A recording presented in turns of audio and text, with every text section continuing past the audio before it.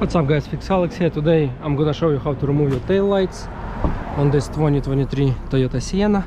The only tools that we're gonna use is 10mm socket, 2 bolts on the side of the tail lights, and then just gently hit it towards the back, just like that.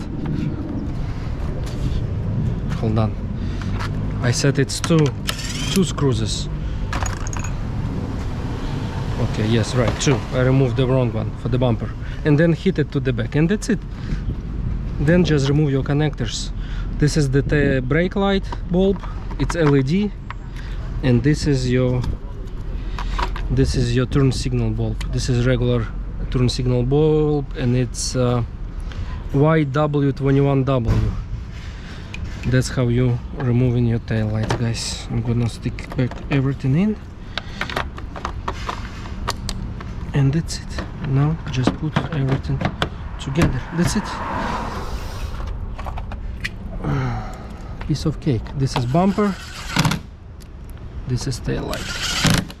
Thank you for watching. Subscribe to the channel and comment where else should I record next about this car. Thank you and bye.